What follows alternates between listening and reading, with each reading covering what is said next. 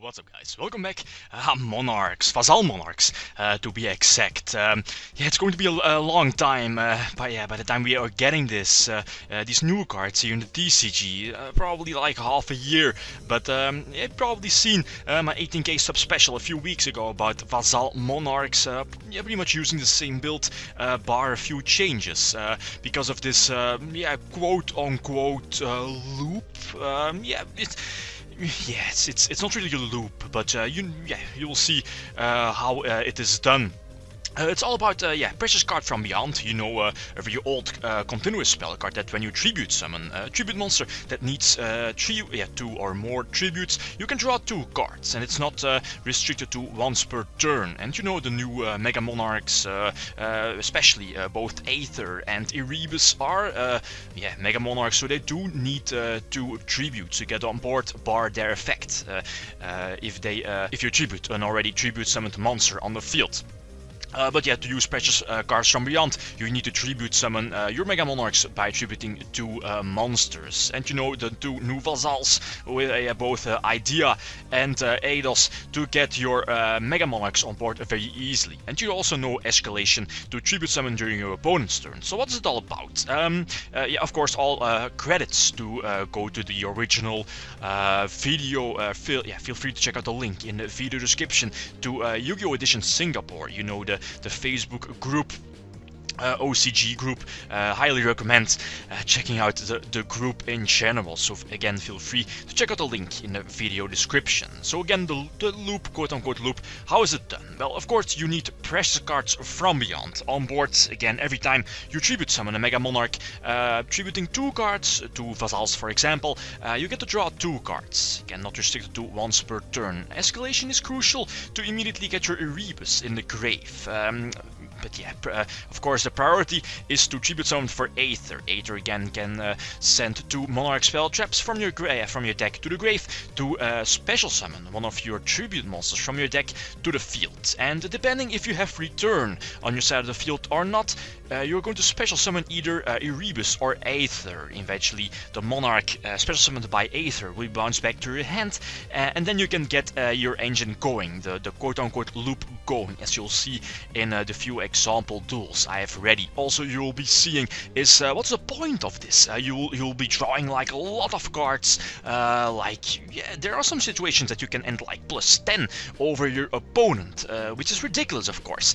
Then again, it's not consistent. This kind of loop between escalation, between Precious Cards from Beyond, the Vassals, the Mega Monarchs, it's definitely not consistent. So competitively speaking, I don't really recommend playing these cards, so Precious Cards from Beyond, and also Escalation in a competitive build, since I'm pretty sure the new Vassal Monarchs are definitely going to be a competitive deck, but yeah, both Precious Cards and Escalation seem a bit more gimmicky. Well, not maybe Escalation, but Precious Card is definitely a bit more gimmicky. Maybe win more cards, so it's definitely not recommended running in a more competitive build from this deck. It's also, yeah, very vulnerable to cards like Mystical Space Typhoon, Fairy Wind, and so on. So yeah, a few examples to see how this quote-unquote loop is done. Here's one of the duels. I think I get to start. So yeah, what's the point? Of course, you need to have your Precious Card from Beyond and also an Escalation depending on your hand and your setup. And of course, priority here is to use your Precious Card from Beyond, get it on board. The first tribute summon is probably has to be Aither. Again, sending 2 Monarch spell traps from your deck to the grave. Preferably, of course, either your Pandeity, the draw spell, and the trap cards, which you can special summon by banishing a Monarch spell trap from your grave. And also during your opening turn, you can banish your Eidos, the Dark Vassal, to special summon your Idea. Here, very crucial, you can get your engine going. So first of all, you can get your Erebus on board, the Dark Mega Monarch, banishing a card from the opponent, again milling 2 Monarch spell and traps from your deck to the grave. And thanks to return, you can eventually also use your Aither's in-hand escalation effect is, as you know, your light Mega Monarch has an escalation effect that you can tribute summon during your opponent's turn. So the escalation trap card only was important to get your Erebus, your dark Mega Monarch, on board first, since you need your dark Mega Monarch to be in the grave. Since your dark Mega Monarch also has the effect that when it's in your grave, you can discard one Monarch spell or trap to get a tribute monster from your grave back to your hand. And that monster is going to be your Aither, your light Mega Monarch, and that's pretty much the loop as you saw here. So you're pretty much always looping between Erebus. Every time you'll be getting a new Erebus in your grave thanks to Aither, and yeah, you're pretty much looping the same Aither over and over again. Second tool, pretty much always the same. So again, idea. Yeah, also very important in previous duel. Yeah, here is Idea's effect is still a bit glitched. It's, I think, an ignition effect. You have to activate it manually, but normally Idea triggers when it's sent to the grave. So in previous duel, I was able to get again a banished Monarch spell or trap from my banished pile back to my hand. Same, yeah, it's going to happen here. So immediately flip over Escalation during my opponent's turn. He gets one of his Trap Tricks cards to his hand. Immediately first Erebus. So Erebus sending 2 Monarch spell trap to the grave, banishing 1 card from the opponent, and yeah, Return of the Monarch triggers. Precious cards also triggers, drawing 2 cards, and now immediately during the same, yeah, it's still during your opponent's main phase, use your Aither Light Monarch escalation effect, get it on board, tributing 2 monsters, get its effect, send 2 Monarch spell traps from your deck to the grave, special summon one of your Monarchs from your deck, immediately providing 2 tribute monsters on board, then use your Erebus's grave effect, discard the Monarch spell trap, get an Aither back from your grave, which you previously tributed, again get it on board, and it's, yeah, hint and repeat, it's always the same, but yeah, again, what's the point of the loop? As you'll probably see in the link in the video description to the original owner of the video here, is that he was also playing Exodia, but that's gimmicky, of course. That's not really competitive. A bit more gimmicky to draw all of those cards, eventually draw into Exodia, but I wouldn't really recommend it if you want to play competitive.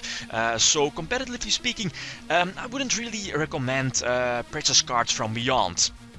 Since, as you see here, it's all cute if you go like plus 10ish over your opponent, but what's the point if you have all of those tribute monsters, Vassals, in your hand, and at the same time you'll be banishing all of those Monarch spell and traps from your grave for all of those, yeah, loops you have to do, and at the same time you also need to discard Monarch spell and traps to use your Erebuses, your Dark Mega Monarchs in grave effect to get a Mega Monarch, yeah, a Monarch back from your grave back to your hand. So it's not really optimal to use your loop until the end, since as you see here I only have 1 card left in my deck, so I wouldn't really recommend it, using the loop at its fullest, but a few times to get some more draws seems to be more optimal. Again, you don't really want to banish too many Monarch spell and traps from your grave, and at the same time not you also don't want to discard too many Monarch spell and traps from your hand. So so to conclude the video here, it's not really optimal to play it competitively, but yeah, you can be more gimmicky, play some OTK / FTK, well yeah, it's not really an FTK, but yeah, FTK strategy, like for example Exodia, to draw into those cards, eventually draw into Exodia. It's not really consistent, since again a lot of cards can disrupt your moves, like Mystical Space Typhoon, Fairy Wind, and so on. But yeah, it's still very cool that Monarchs can go like plus 10ish over your opponent in their opening turn and in the beginning of your opponent's first turn. So guys, for me that's it. Thanks for watching, and feel free to leave a comment or a like if you enjoyed the video. Lithium signing out. Peace.